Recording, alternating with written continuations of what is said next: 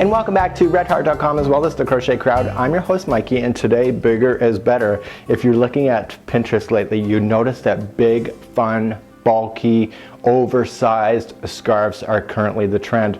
So what happens when your knitting needles don't go to your size? And in fact, yeah, this is a big needle, but it's not big enough. Today we're going to be using our arms to being able to knit. Now in this particular video today, I'm going to be sharing with you some tips, and I'm also going to be changing the camera angle so that it makes sense for you. Whether you're right-handed or left-handed, you'll be noticing in the description of this video whether it is right or left-handed, because even though we're using both of our arms to being able to knit back and forth, the way that you get started if you're left or right-handed probably makes a difference for you in order to be comfortable. So let's get started today, and I'm going to share some tips with you right off the bat, and then we're going to get right into our project right away. So the first thing we need to do is pick our yarn, and we need to choose something that's ultra thick and ultra bulky. You can do the sachet products, you can do the stellar products, you can also do Red Heart Vivid, and I'm going to be doing Red Heart Vivid today. When you commit to your product, you need to have 2 balls. So whatever you have, you can mix it and make it variegated if you want. So for me, I have 2 balls of Vivid on standby, and I'm going to be using that for the duration of my tutorial. So let's get. So down on the floor is my Vivid, and I have 2 strands coming up just like so. So I'm just going to put them together and pretend they're kind of like one at this point. And we need to create the tail to start off with. And we want about 3 to 4 feet. So we're just going to roughly 2, 3, and 4. And this is where we're going to create a slip knot. So from your perspective, and I am going to change the camera angle, we're going to create a slip knot. So you're going to use both strands together, and I will show you a different perspective of this so that you can get on it. And there is your first slip knot. And so you have this going to the tail, and the one falling down is directly to the yarn ball. So now I'm naturally right-handed, and I have slipped this onto my left hand, so that might give you a good perspective on what you're doing here. And as we're working on it, we're going to be growing out the stitches on the left hand, so as we grow it, this beginning one is going to move further down my arm, just like you see.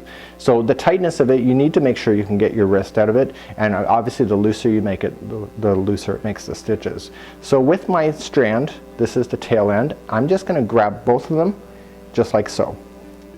To begin the casting on process, this is what we need to do. Simply, you will notice that the 2 strings are working separately, just like you see here. I want you to grab it straight on like this and wrap your fingers tightly around it.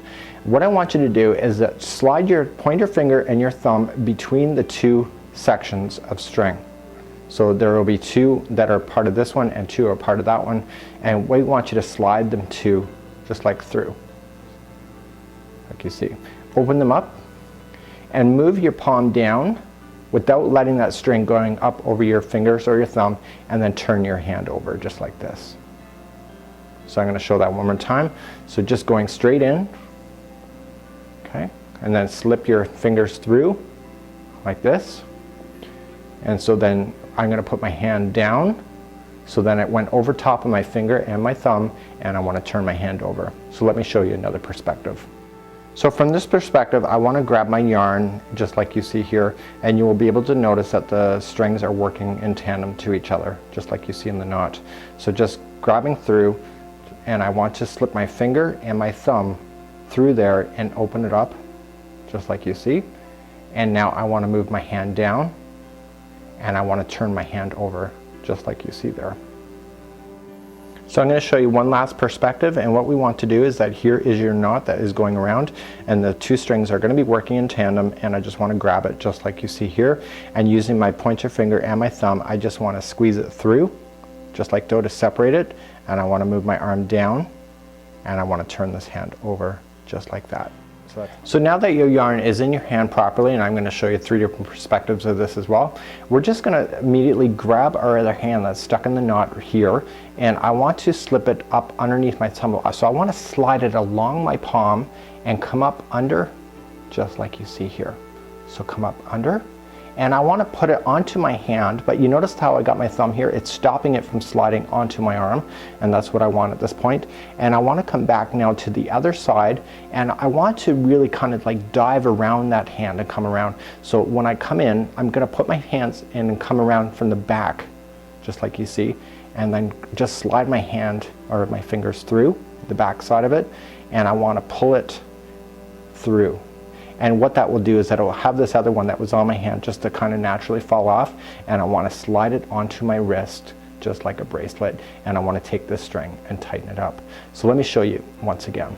So we're gonna, I'm just letting go of everything. So just again, grabbing everything, slipping your fingers through and pulling it back. And we're just gonna slide it along the palm on the underside, like so. And it's on my hand up, and I have everything open so it does not slide onto my wrist. And now I'm gonna come back to this one here, and I wanna dive around it, just like you see, and just pull that through that loop, and that will naturally fall down, and I want to slip that onto my wrist. Okay, so my yarn is now in my hand, and now I want to use this hand that is in the knot, and I want to slide it up through my palm. So just slide up along and come on underneath that, just right there. And I want to just partially put it onto my hand. I don't want to go all the way onto my wrist at this point.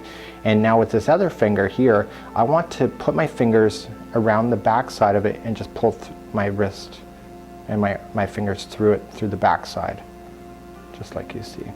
And this one will naturally just fall off, like that. And so we just have to tighten everything back up.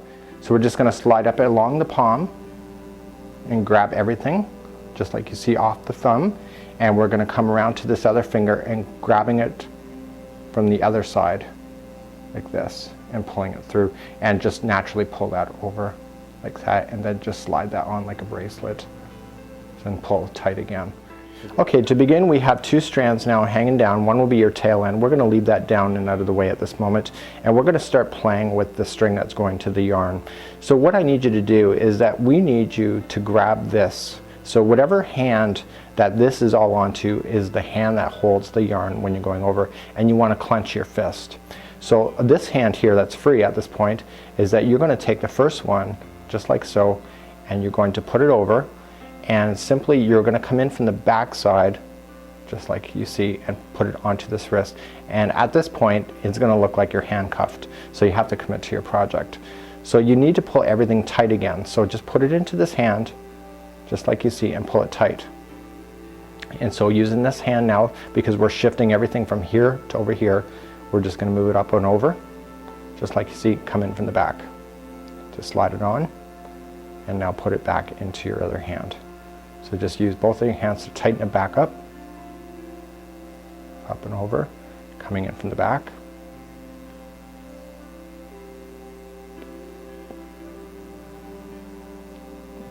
Just like you see.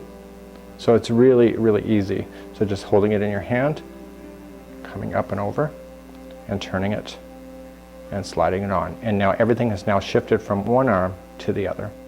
To begin with, the tails are over here. I'm going to leave those now down and out of the way for the remainder of this project. And whatever hand has all of this knitting is the hand that's going to hold it to be able to secure it. So just put it into your hand and clench, just like you see. Now take the first stitch and just go right up over your fist, just like so. And now just coming from the back side, slide your wrist, other wrist in. So this is what it looks like at this point. It looks like you're handcuffed to your knitting. So we're now going to take the string that's leading to the yarn ball and put it into the other hand, and I just want to tighten everything. So just don't be scared to play with it and tighten it. And now we're going to go for the next stitch. Just up and over and coming in from the back side, so it has a natural twist to it, and then grabbing the yarn again leading to the ball, tighten everything back up. Just like you see. Now I will admit this takes a little bit of practice to be able to understand how to do this, but once you get the rhythm it goes really quickly, just like you see. So coming in from the back.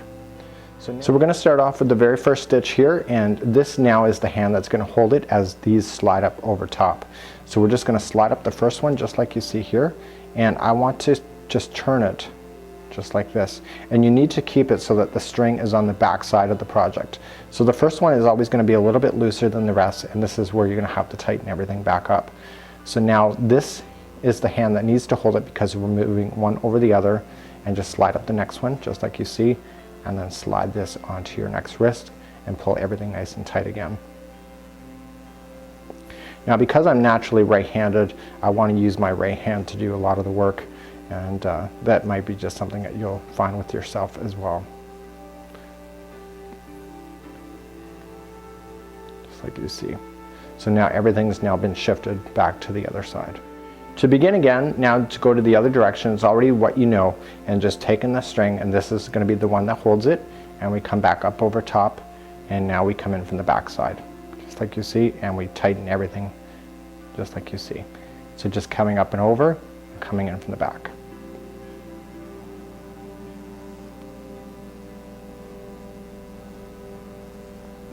So you can actually really speed along with this as well. So to move it to the other hand, once again, you're just going to keep going back and forth. This is the hand that will hold this clench, going up and over, and just slide your hand through, keeping the string on the back side, just like you see.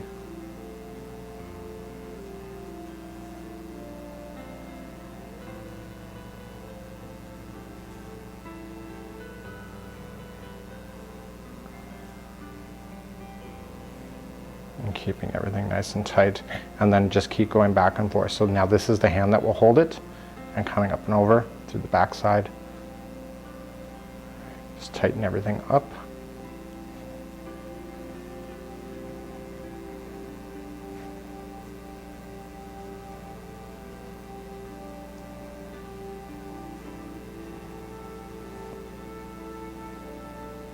Like this.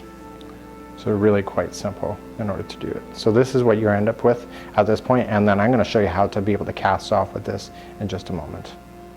To begin the casting off process, you just need to do it the same way that you would do if it was needles. So essentially what we need to do is that we're going to move it to the other hand, but we're going to start casting off at the same time. So this is the hand that has it, everything. We're going to clench everything down in, and then we're just going to slide up and over just like we have been going all along, and tighten everything. So this is the very first process. So this hand is naturally holding it because this one has to slide up and over and coming around. And now we have two on this particular wrist. We now take the one that's furthest up your arm and just putting up over just like so. And what we're doing is a bind off. So we're just now going to come back, and this is going to hold the next for the next one going up and over. And then we're just sliding on the next one. So you now have two up your arm. You're going to take the one that's furthest up the arm up and over, just like you see, and now tighten everything back up, and then just slide the next one up and over, put it on, tighten everything up, and now take the furthest one up your arm again, up and over, and this is your last one, just like you see here. And then we're going to take it up and over, and this is your very last string, and all you just need to do at this point is that you just need to trim this off and then just put it through this particular loop and then tie it off, and then just weave in your ends at that point. So I know people are going to email me in regards to how to do this off, so I've already trimmed my ends now and I have the remainder loop. I'm just going to pull this string through just like you see and make it tight just like you see. And then what I want to do is I just want to wrap it around a few of the areas on the bottom, along the bottom binded edge. And because this is a really loosey-goosey scarf, it's really easy to be able to do this and to be able to hide in the knots that you'll see at the end. Just like you see, nice and tight, just like you see. And I'm going to pull it real tight at that point. And what I want to do at this point is just weave in a couple more areas and just do it so that it really will get lost in it. Now if you want to do an infinity scarf where both sides are attached together, you just have to watch how you're putting everything together, and simply these tail ends that you have, you could just bring it through to the other side to be able to kind of bind them together, to tie them together at the very end. So just wrapping around the edge, just like you see, from one side of the scarf to the other. Just going around. This is the wonderful thing about this bulky yarn, is that it's really forgiving for not having to pay that close attention to much. So we have here, and then coming back to the other side, and because you only have 5 stitches, you don't have a lot of basically area to cross over. Coming back to the final one here. And so what I want to do then at this point is that I want to just tie it, just like you see, and then I want to weave in my ends again, and therefore I'll end up with a permanent loop just like you see. So once I get rid of the loose ends, just like you see, you can actually wear it twice around your neck. So there you have it. This is today's tutorial of doing an arm scarf, knitting with your arm to make extra big, bulky, beautiful scarves, just like you see. Until next time, I'm Mikey on behalf of redheart.com as well as the Crochet Crowd, and we'll see ya.